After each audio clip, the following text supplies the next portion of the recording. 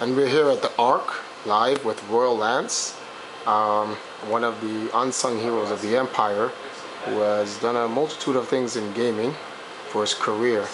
And we like to highlight some of these players in the Empire that are slightly overshadowed by some of the more prolific household names like Sanford Kelly, IFC Yipes, and more. So first thing we want to do is introduce yourself, Lance. Well, I'm Royal Lance. My actual name is Lance Eustache, but no one really knows how to pronounce it, so they just either call me Lance or Royal Lance. I've been a Twin Galaxies referee since 1998 and a member of Empire Arcadia since 2008, and a member of Empire Arcadia since 2006. Okay, Lance. So, what got you into gaming? Pretty much, I've been, into video games all my life, pretty much. But I haven't been into competitive gaming until like 2006 when I saw that MTV documentary. I'm a pro gamer. I think it's, True Life, I'm pro game.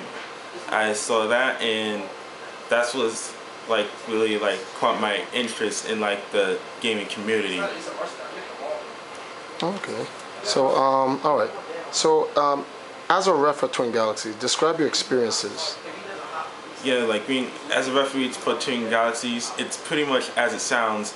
I watch other people play video games, and I, post the scores up online, and it's either I meet up with them or they just send me a tape of themselves playing.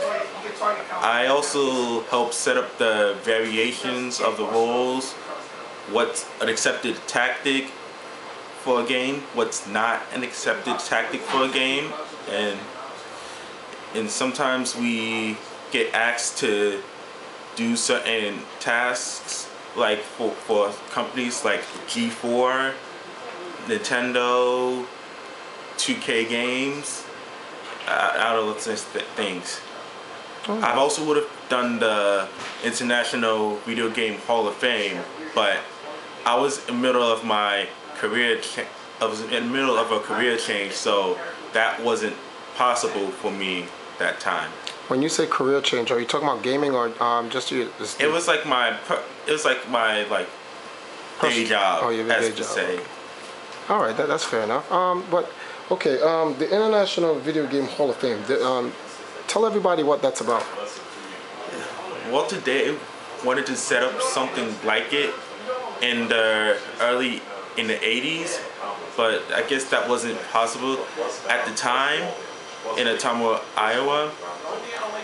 But I guess like with movies like Chasing Ghosts and King of Kong, it put Ottumwa, Iowa back on the map. So I guess that now was a better time than ever to set up the International Video Game Hall of Fame. I could have gone to I should have went to the Big Bang Hall of Fame, but it wasn't meant to be. Hopefully I'll get to do it in 2011. Oh, they have one yearly, correct?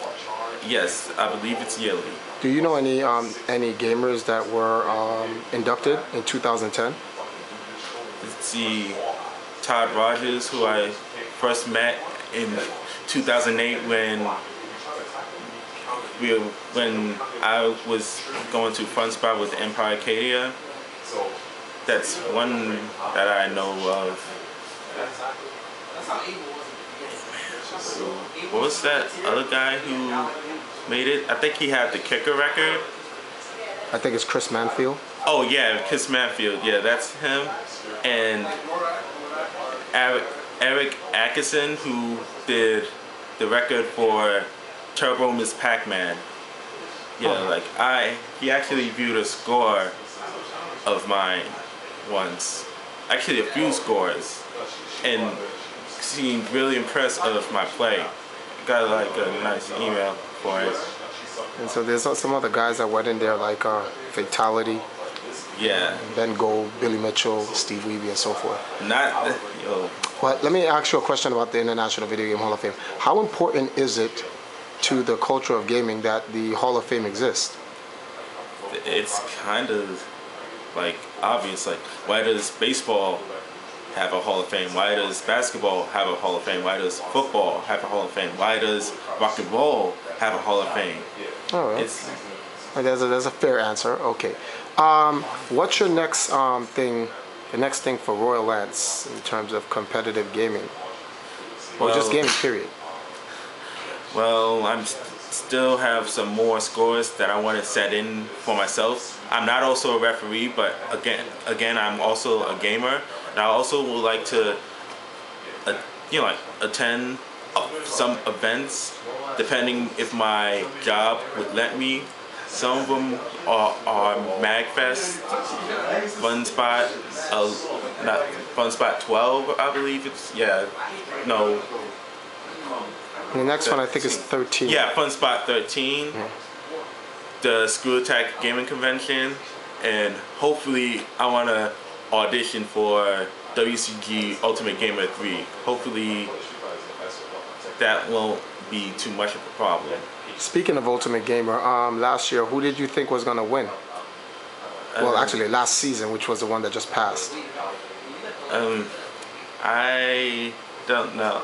I actually thought that either Yaz was going to win at first because he was beasting on a lot of challenges.